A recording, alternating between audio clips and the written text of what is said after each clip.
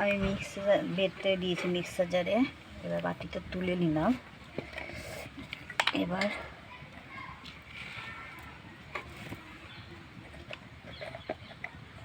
এক চামচ হলুদ দেব,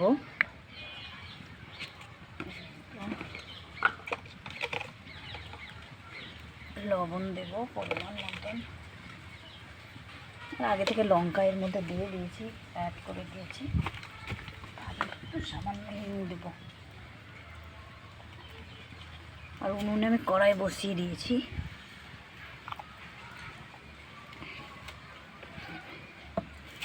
এটাকে ফেটিয়ে দেব।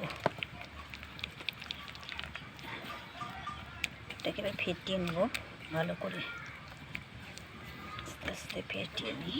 এবার কড়াইয়ে তেল দিয়ে দিচ্ছি বড়া ভাজার জন্য। এবার একে একে বড়াগুলো আমি দিব। সব এরকম করে এক একে দিয়ে দেবো।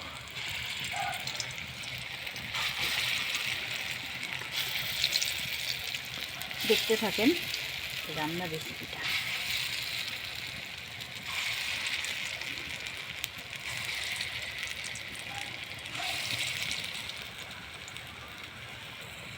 বড়াগুলো ভাজা হচ্ছে, উল্টে পাল্টে নিচ্ছে নিয়ে উল্টে দিলাম।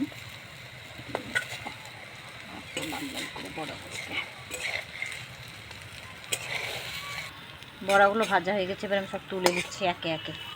প্লেটে সব একে একে বড়াগুলো তুলে দিচ্ছি।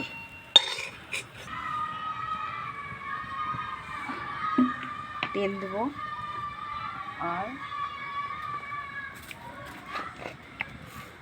পাঁচফোড়ন দেবো। আমি যেহেতু নিরামিষ রান্না করি ওই জন্য সব কিছুতে আমি হিং ব্যবহার করি। হিং দিয়ে দিলাম। এবার আমার ফুলকপিগুলো কাটা ছিল সে সবজিগুলো এবার ভাজবো।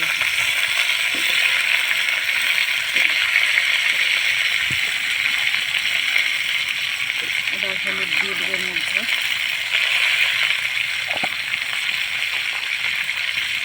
লবণ দিয়ে দেবো। এবার এটা ভালো করে ভাজবো আস্তে আস্তে। আমি এখন 15 মিনিট পর আমি এবার আসতে মশলা দেওয়ার জন্য। অনেকটা ভাজা হয়ে গেছে, আর একটু ভাজবো। একটু লাল লাল করে কপিগুলো ভাজবো, ভালো লাগে। আর একটু ভাজি লাল করে দিয়ে এবার তারপরে এটা ঢেলে নেবো। আর একটু ভাজি। এরকম কপিগুলো ভাজা হয়ে গেছে, কপিগুলো সব ভাজা হয়ে গেছে। এবার আমি সব তুলে নেবো প্লেটে। এবার একে একে সব তুলে নেবো। অন্য তেল দেবো। টমেটো কাটাটা দেবো।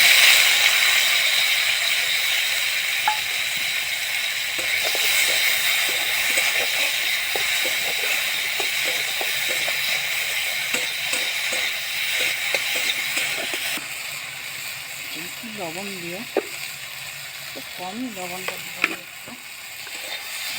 লাল হচ্ছে, যখন নরম হচ্ছে এখন টমেটোটা নরম হয়ে যাবে। লবণ দিলাম।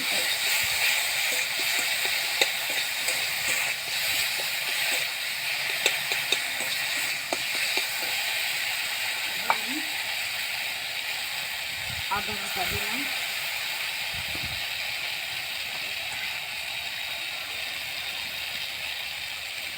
জিরে লঙ্কা বাটা করে দিয়ে দিলাম। এবারে মশলাটাকে কষাবো। 10 মিনিট মশলাটা আমি কষাবো এখন, যতক্ষণ না তেল ছাড়বে। মশলাটা কষাচ্ছি, এভাবে একটু কষিয়ে দেবো। কপিগুলোর মধ্যে দিয়ে দিলাম একটু।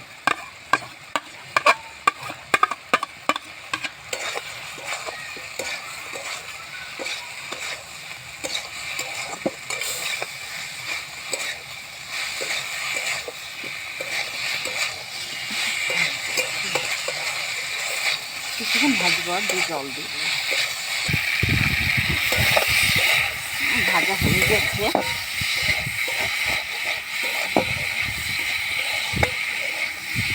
ভাজা হয়ে গেছে, জল দিয়ে দিলাম আমি। এবার ঝোলটা ফুটবে, তারপর আমি বড়া ভাজাগুলো আছে ওগুলো দিয়ে দেবো। ঝোলটা ফুটুক কিছুক্ষণের জন্য, তারপর বড়া ভাজাগুলো দেবো। এই যে আমার ঝোল ফুটে গেছে, আলু সিদ্ধ হয়ে গেছে। এবার আমি সেই বড়া ভাজাগুলো রেখেছিলাম, এবার আমি সে বড়াগুলো একে একে ঝোলের মধ্যে দিয়ে দিচ্ছি। বড়া ভাজাগুলো এই রান্নাটা নতুন রান্না, অনেকে অনেক রকম করে ফুলকপি রান্না করেছেন, আর এইভাবে একটা এই রেসিপিটা ফুলকপিটা রান্না করে দেখেন, আশা করি খুব ভালো লাগবে। একটু ঝোলটাকে ফুটতে দেব বড়াটা। আমি একটু এর মধ্যে যেহেতু ফুলকপি আছে তাই একটু গরম মশলা অ্যাড করলাম, আর একটু ধনে পাতা অ্যাড করলাম। এবার আমি ঝোলটা নামিয়ে নেব।